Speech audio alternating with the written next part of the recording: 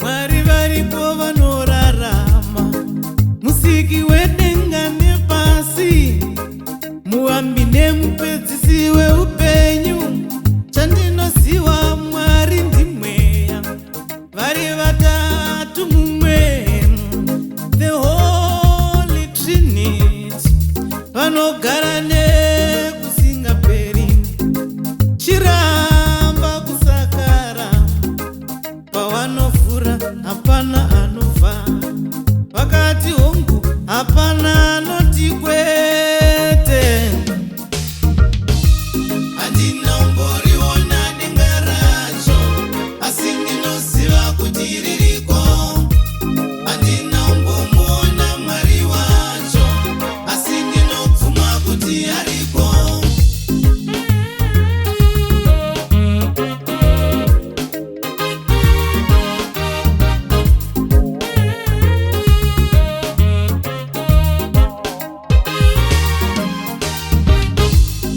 Ukaona munhu achifamba atori mumufananidzo waMwari, let us make man out of our own image. Munhu akagadzirwa mumufananidzo waMwari, inga takadiwa vadika pazvisikwa zvose zvepasi pano. Muona handisati panyama, chero Mozisi akaona gotsi.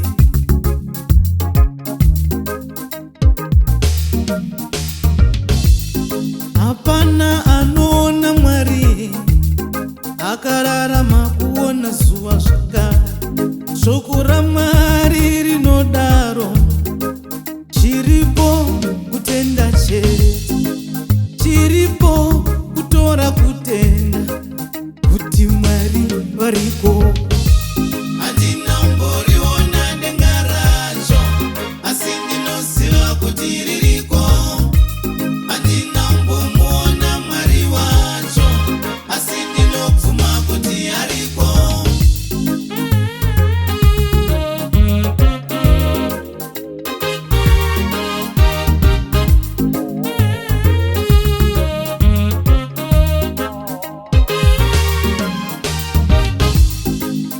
For God so loved the world that he gave his begotten Son.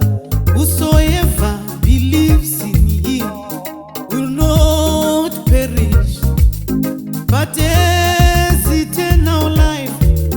You shall have eternity. You shall have eternity.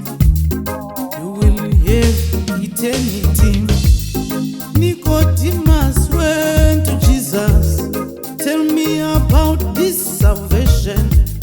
Jesus said to him, unless you are born of water and spirit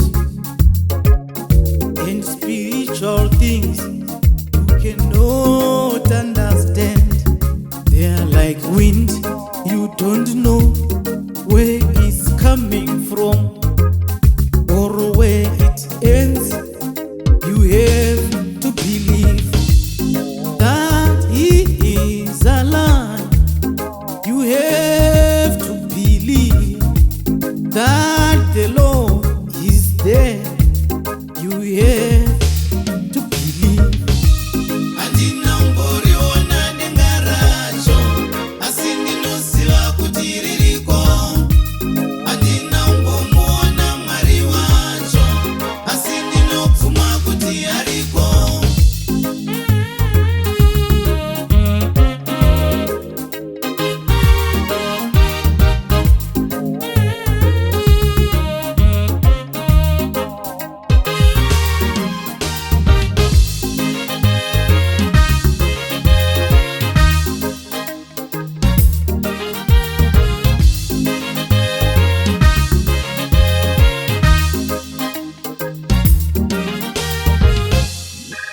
Abraham naSara vanobikira ngirozi mukusaziva zvikanzi nengirozi mugore rinouya mwaka uno Sara achave nemwana.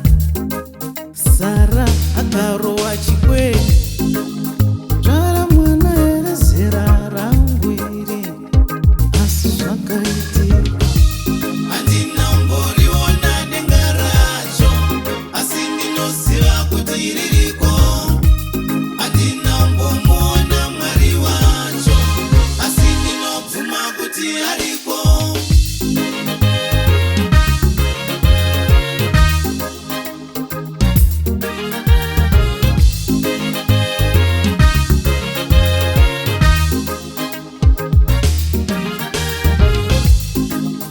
vamwe vanopfuura nepamba penyu vana Mwari akavapfenya.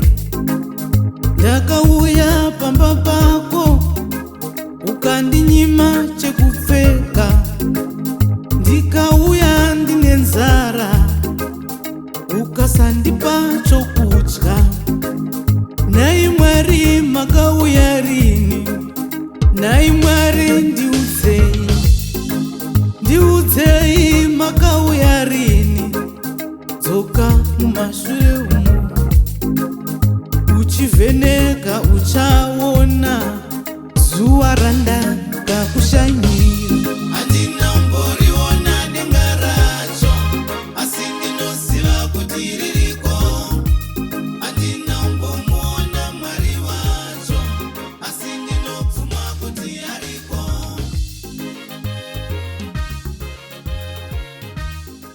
Cook Beats.